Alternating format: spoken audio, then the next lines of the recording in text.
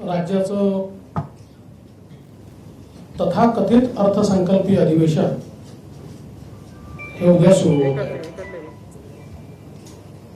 मी तथाकथित याकरता म्हटलं की अर्थसंकल्पीय अधिवेशनाच्या इतिहासातलं सगळ्यात लहान आणि पूर्णपणे कामकाजापासून पळ काढणारं अधिवेशन हे उद्यापासून सुरू होत आहे. खरं म्हणजे आता राज्याची घडी इतकी विस्कटलेली आहे की ती कशी सावरायची हे समजत नसल्यामुळे राज्य सरकार अधिवेशनापासून दूर पळत आहे आणि अधिवेशनच होऊ नये, झालं तर कमीत कमी दिवस व्हावं आणि त्याही दरम्यान कुठल्याही चर्चाच होऊ नये अशा प्रकारची अधिवेशनाची स्ट्रॅटेजी ही सरकारने तयार केली आहे. परवा बिझनेस ऍडवायझरी कमिटीमध्ये आम्ही बहिष्कार टाकल्यानंतर जे काही मिनिट्स आमच्याकडे पाठवण्यात आले आहेत त्यामध्ये लक्षवेधी होणार नाही, अजून काय अर्धा तास चर्चा होणार नाही, अशा अनेक गोष्टी टाकून हे मिनिट्स आमच्याकडे पाठवण्यात आले आहेत, ज्याच्यावर आम्ही आक्षेप निश्चितपणे घेणारच आहोत. पण एकूणच अधिवेशन न चालवणे हे एकमेव धोरण या सरकारचं दिसतंय. आता खरं म्हणजे या सरकारची अवस्था अशी आहे की तीन पाटाचं सरकार आहे. तीन पाट नाही, तुम्हाला तीन पाट नाही, तीन पाटाचं सरकार आहे आणि कोण कोणत्या पाटावर बसलाय आणि कोण कोणाचा पाठ ओढतोय हे या ठिकाणी लक्षात येत नाही, अशा प्रकारची सरकारची अवस्था आहे. एकमेव काम या सरकारमध्ये चाललंय बदल्या, आणि बदल्यांच्या बोल्या लागतायत. प्रचंड मोठा भ्रष्टाचार बदल्यांच्या माध्यमातून या सरकारमध्ये होताना दिसतोय आणि दुर्दैवाने महाराष्ट्रामध्ये जे कधीच घडत नव्हतं, IAS आणि IPSच्या बदल्यांमध्ये देखील भ्रष्टाचार हा मोठ्या प्रमाणात या सरकारमध्ये होताना दिसतोय. खरं तर शेतकऱ्यांची अवस्था अत्यंत वाईट आहे आणि आम्ही हा विषय निश्चितपणे लावून धरणार आहोत. बोंडअळीमुळे कापूस गेला, कुठली मदत नाही. 90% सोयाबीन गेलाय, कुठली मदत नाही. अतिवृष्टीची मदत नाही. बांधावर जाऊन केलेल्या घोषणा विरल्या, शेतकरी वाट बघून थकले. आता तर ते बांधही थकले की ज्यांचं नाव घेऊन घेऊन या सरकारने वेगवेगळ्या घोषणा केल्या होत्या, परंतु शेतकऱ्यांना कुठली मदत मिळालेली नाही. एवढंच नाही तर शेतमालाची खरेदी देखील या सरकारने कुठेही केलेली पाहायला मिळत नाही. त्यामुळे शेतकऱ्यांवर मोठी अडचण आहे. कर्जमाफी अर्धवट राहिली आहे, प्रोत्साहनाचे पैसे मिळालेले नाही आहेत आणि अशातच शेतकरी असो की सामान्य माणूस असो, या सर्वांवर वीज बिलाचं एक खूप मोठं संकट या सरकारने लादलंय. मला आठवतं की पहिल्या अधिवेशनामध्ये वीज मंत्र्यांनी आम्ही विजेचे भाव कमी केले आहेत असं सांगून पाठ टोपून घेतली होती.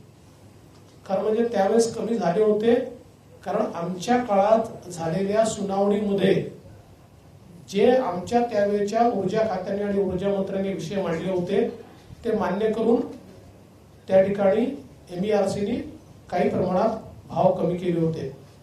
त्यानंतर या सरकारच्या कालावधीत लगेच एप्रिल पासून पुन्हा एकदा विजेचे भाव वाढले. ते एकदा नव्हे 2 वेळा वाढले, त्याच्यावर व्याज वसुली सुरू झाली. आणि एवढंच नाही तर लॉकडाऊनच्या काळामध्ये प्रचंड मोठ्या प्रमाणात लोकांना न वापरलेल्या विजेचे बिल आले आहेत. एक प्रचंड मोठा असंतोष आहे. आतापर्यंत 3.5 लाख कनेक्शन या सरकारने कापले आहेत. 75 लाख लोकांना नोटिसेस दिल्या आहेत. म्हणजे माझा सवाल आहे की एकीकडे लॉकडाऊनमुळे लोकांकडे कामधंदे नाहीत, कुठला पैसा लोकांनी कमावला नाही, शेतकरी पूर्णपणे अडचणीत आहे. अशा परिस्थितीमध्ये त्यांच्याकडनं पैसे वसुली करण्याकरता वीज विभागाचं सक्त वसुली संचालनालय जे सुरू झालेलं आहे, यापेक्षा मोगलाई काय वेगळी आहे? मोगलाईमध्ये असंच रयतेवर मोठ्या प्रमाणात कर लादला जायचा आणि रयतेला नागवलं जायचं. तशीच मोगलाई आज या सरकारच्या माध्यमातून या ठिकाणी पाहायला मिळते. कायदा आणि सुव्यवस्थेचे जे विषय आहेत याबद्दल तर काही बोलायलाच नको अशा प्रकारची अवस्था आहे. शेवटी पोलिसांच्या बदल्यांमध्ये इतका भयानक भ्रष्टाचार झाल्यानंतर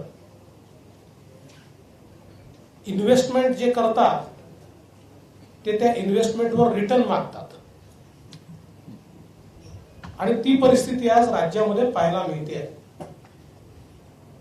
अवैध धंदे, जिथे दारूबंदी आहे तिथे अवैध दारू, सरसकट अवैध वाळूची चोरी आणि अनेक ठिकाणी तर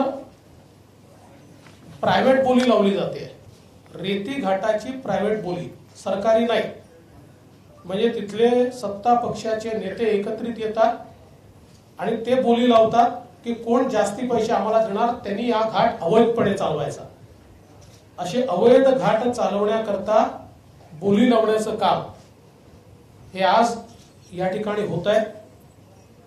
आणि इतक्या मोठ्या प्रमाणात महिलांवरचे अत्याचार हे वाढलेले आहेत. आणि आता महिला अत्याचार वाढल्याच्या संदर्भात बोलायची काय सोय राहिली? कारण सत्ता पक्षाचे मंत्री आणि नेते हेच सातत्याने या महिला अत्याचारामध्ये आघाडीवर आहेत.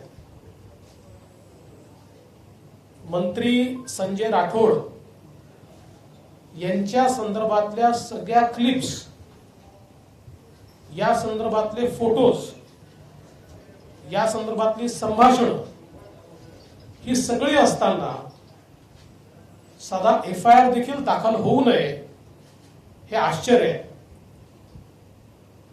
ज्या महाराष्ट्र पोलीसचं नाव संपूर्ण भारतामध्ये घेतलं जातं त्या पोलिसांची इतकी लाचार अवस्था, लाचार यापूर्वी आम्ही कधीच पाहिलेली नाही. माझी तर खुली मागणी आहे की ते जे पुण्याचे PI आहेत ज्यांच्याकडे ही चौकशी आहे त्यांना तात्काळ निलंबित केलं पाहिजे. तात्काळ निलंबित केलं पाहिजे. त्यांना नोकरीवर राहण्याचा अधिकारच नाही आहे. कारण शपथ घेऊन ते नोकरीवर येतात आणि अशा परिस्थितीमध्ये सरकारची लाचारी जर ते स्वीकारत असतील आणि ढळढळीत पुरावे असताना अशा प्रकारे कुठलीही कारवाई नाही. यापेक्षा अधिक पुरावे मला वाटत नाही की कुठल्याही केसमध्ये उपलब्ध होऊ शकतात.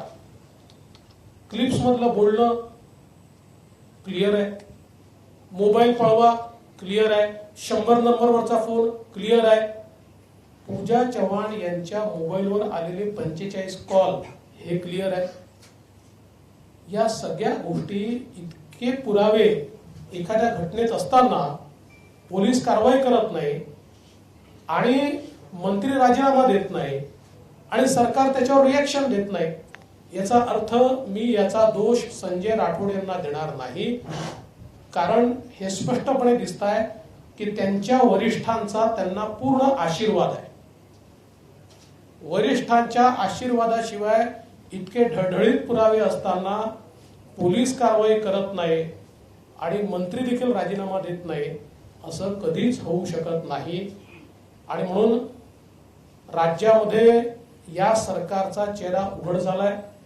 मग ते राष्ट्रवादी काँग्रेसचे युवक नेते असतील की ज्यांच्यावर एका महिलेने औरंगाबादमध्ये संभाजीनगरला त्या ठिकाणी आरोप लावल्यानंतर FIR दाखल झाल्यानंतर कारवाई देखील झाली नाही. FIR नंतर कारवाई होत नाही हे तर पहिल्यांदाच मला पाहायला मिळत आहे.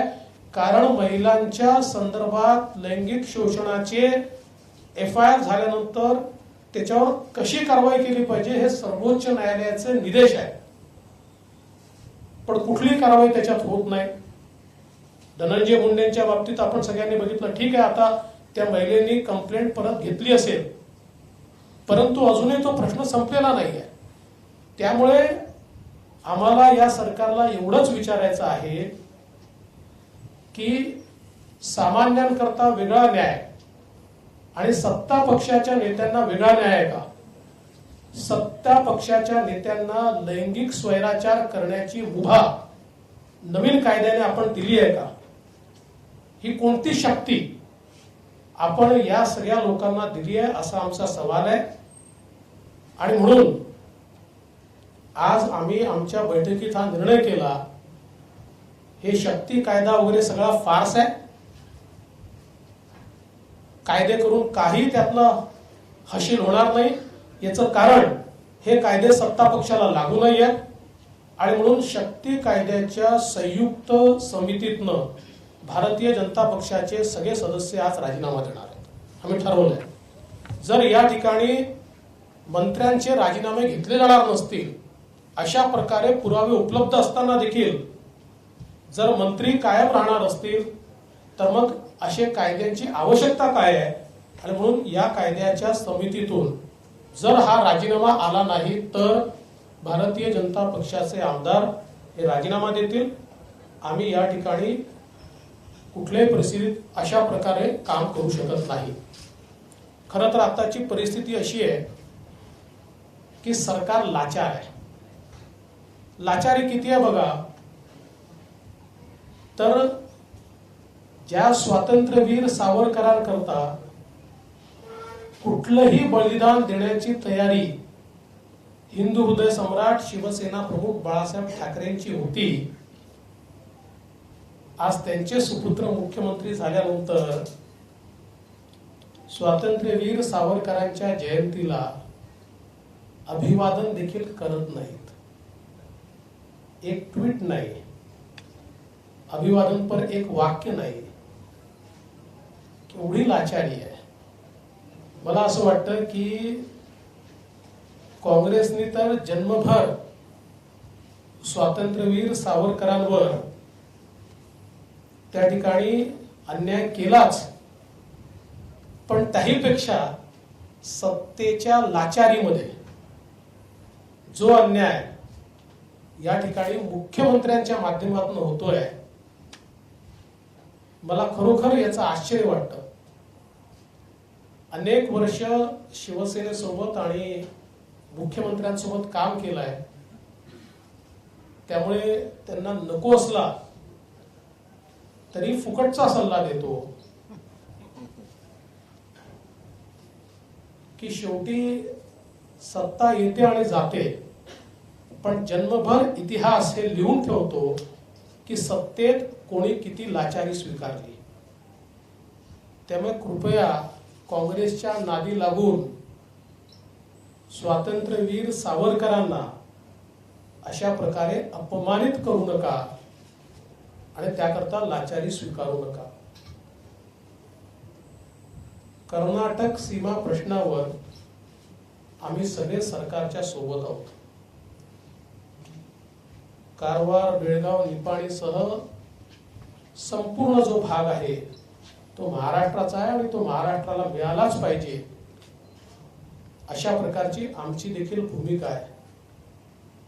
पण जी अस्मिता बेळगाव बद्दल किंवा सीमा भागाबद्दल दाखवली जाते, ती अस्मिता संभाजीनगरचं नामकरण करताना नेमकी कुठे गेली, हा देखील प्रश्न आता विचारावा लागेल आणि नव्हे तर तो विचारला जातोच आहे. खरं तर भ्रष्टाचाराचे इतके मुद्दे आहेत, सगळे काही मी या ठिकाणी सांगणार नाही, आम्ही ते सभागृहात मांडू. पण कोविड मधला भ्रष्टाचार हा मात्र एक प्रचंड मोठा संतापजनक अशा प्रकारचा मुद्दा आहे. आणि ज्या प्रकारे मुंबईसह महाराष्ट्रात कोविडमध्ये भ्रष्टाचार झालाय तो असहनीय अशा प्रकारचा आहे. त्याचे अनेक पुरावे आमच्याजवळ आहेत. हे सगळे पुरावे आम्ही मांडणार आहोत आणि यासोबत या अधिवेशनात कोविडच्या भ्रष्टाचाराची पुस्तिका देखील, विशेषतः मुंबईमध्ये जो झालाय ती पुस्तिका देखील आम्ही या ठिकाणी रिलीज करणार आहोत.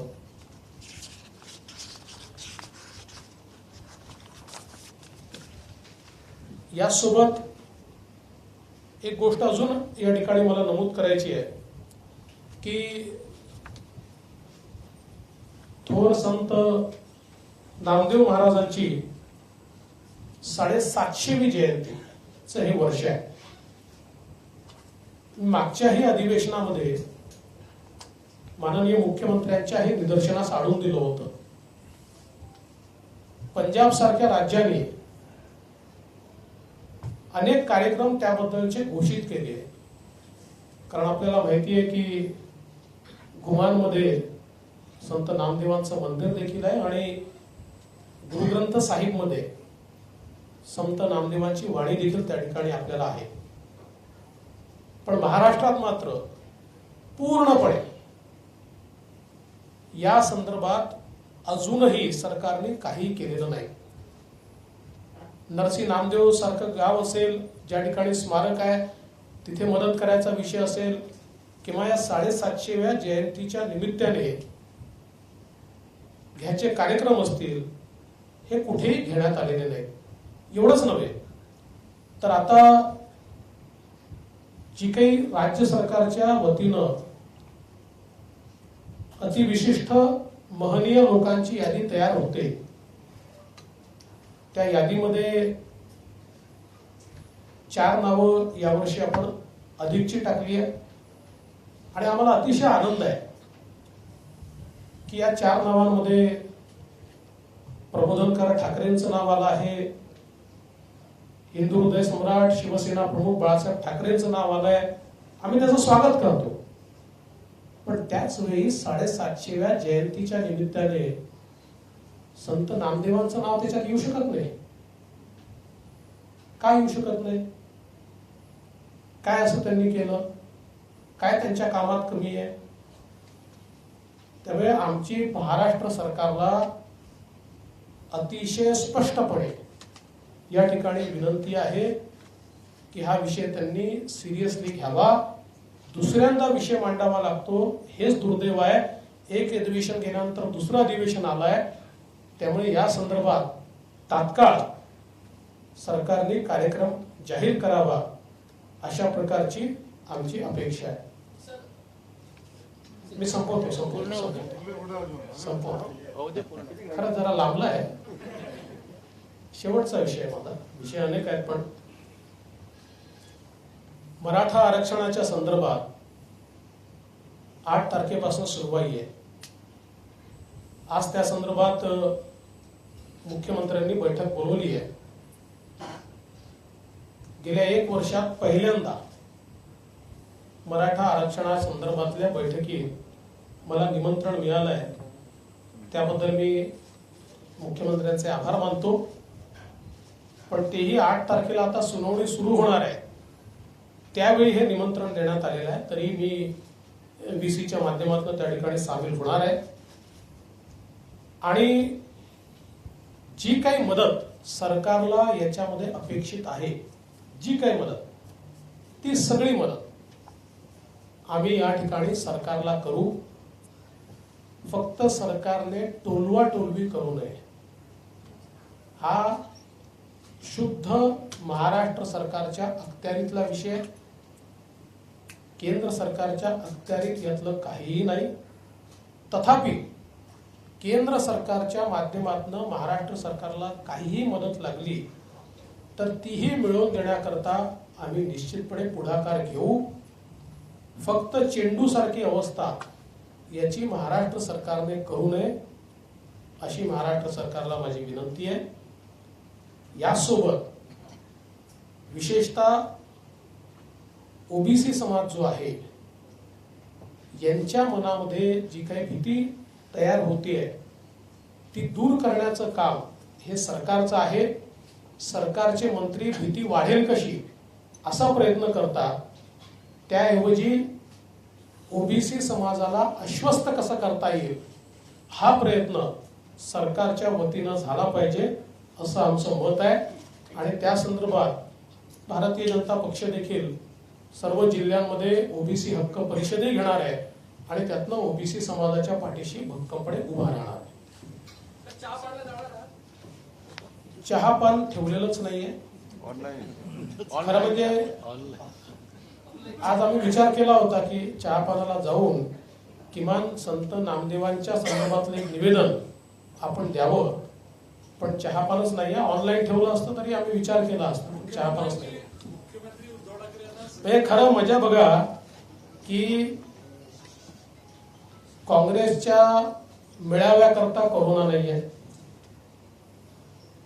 राष्ट्रवादीच्या यात्रेकरता कोरोना नाहीये, शिवसेनेच्या मंत्र्यांच्या शक्ती प्रदर्शनाकरता कोरोना नाहीये. कोरोना हा केवळ शिवजयंती करता आणि चहापाना करता आहे.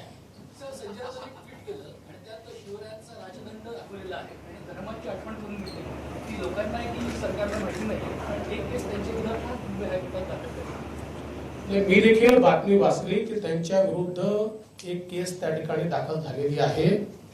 त्या संदर्भातली पूर्ण माहिती माझ्याकडे नाही आहे, पण ती सगळी माहिती घेतल्यानंतर निश्चित त्या संदर्भात बोलेल. पण मला असं वाटतं की हा जो काही कुठला तुम्ही काय राजदंड त्यांनी दाखवलेला आहे, हा राजदंड त्यांनी कदाचित उद्धवजींना दाखवला असेल असं आपण समजूया. मुख्यमंत्री उद्धव ठाकरे संजय राठोड यांची भेट मुख्यमंत्री उद्धव ठाकरे यांनी का चालली माहिती समोर आली.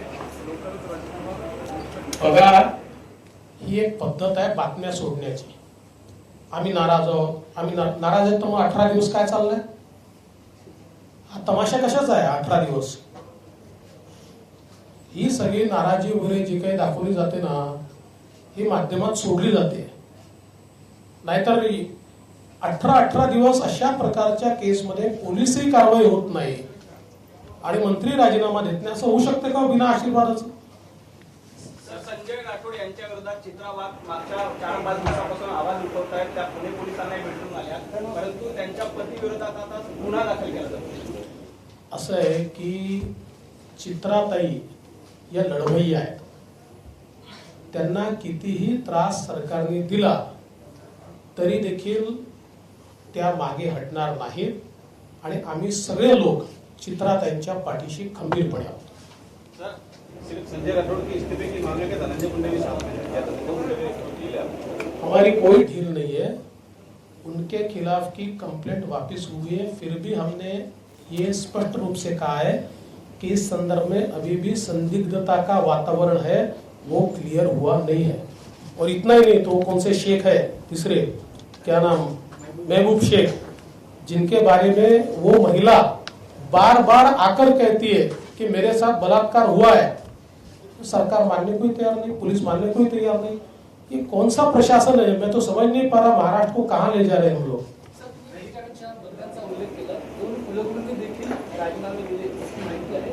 राज्य सरकारचा वाढता हस्तक्षेप अधिकाऱ्यांना मी आज ती बातमी वाचली आणि त्या बातमीत मला असं वाचायला मिळालं की विशिष्ट व्यक्तींना टेंडर द्या, विशिष्ट व्यक्तींना जागा द्या, विशिष्ट व्यक्तींना मदत करा, असा सातत्याने राज्य सरकारचा दबाव आल्यामुळे 2 व्हाईस चान्सलरनी त्या ठिकाणी राजीनामा दिलाय. हे अत्यंत गंभीर आहे. म्हणजे ही काय वाटमारी चालली आहे का काय चाललंय?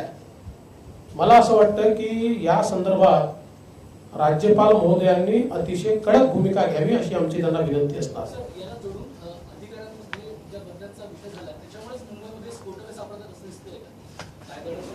ते मी असं म्हणणार नाही, पण कारण मी एक जबाबदार विरोधी पक्षनेता आहे, यापूर्वी गृह खाते सांभाळलं आहे. पण पोलिसांच्या बदल्यांमध्ये जेव्हा करप्शन सुरू होतं आणि त्याची जेव्हा बोली लागते त्यावेळी घटना घडायला वेळ लागत नाही. आज तुम्ही बघा, सगळ्या प्रकारचे अवैध धंदे फुल फ्लेश चालू आहेत, पूर्णपणे अगदी जोरात चालले आहेत. का चालले आहेत? याचं कारण स्पष्ट आहे की त्याला कुठेतरी आशीर्वाद मिळतोय. का आशीर्वाद मिळतोय? इन्व्हेस्टमेंटवर रिटर्न हवे आहे. सर, ज्या पद्धतीने पेट्रोल डिझेलचे दर वाढलेले आहेत त्याबरोबर ते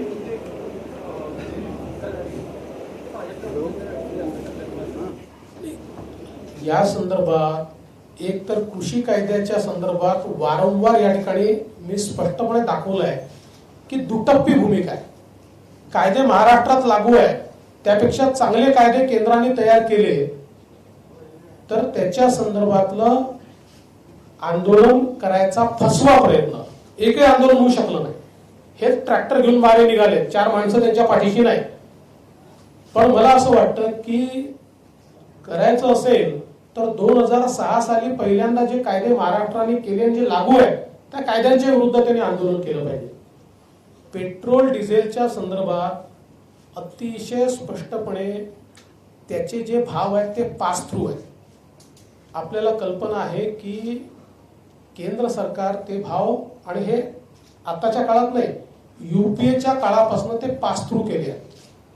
याचं कारण असं आहे की ते जर पास थ्रू केले नाही तर मोठ्या प्रमाणात इन्फ्लेशन वाढतं आणि तूटही वाढते. म्हणून त्या काळात 15-20 वर्षापूर्वी घेतलेला हा निर्णय आहे, ते सगळे पास थ्रू केले आहेत.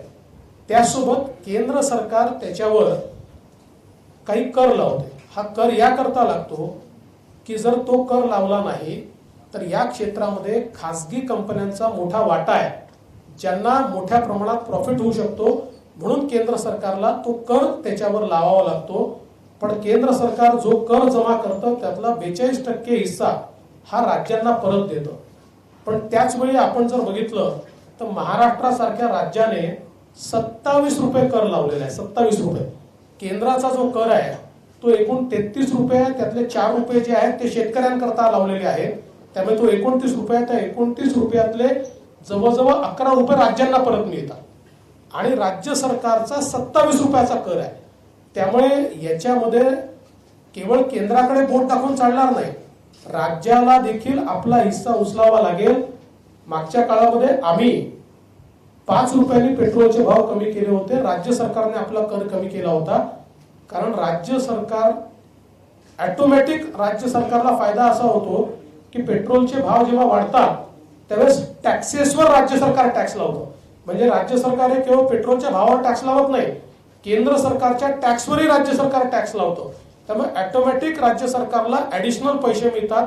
राज्य सरकारने जर तो भाव थोडा कमी केला तर त्यांचं नुकसान न होता लोकांना कमी दरामध्ये पेट्रोल डिझेल मिळतं. आता मी माध्यमातूनच ऐकून राहिलोय की काहीतरी बजेटमध्ये करणार आहेत वगैरे, केलं तर चांगलं आहे, पण ते चांगल्या प्रकारे केलं पाहिजे. सांगली महापालिकेमध्ये सादर होत आहे वैधानिक विकास महामंडळानं अजून मुदतवाढ नाहीये.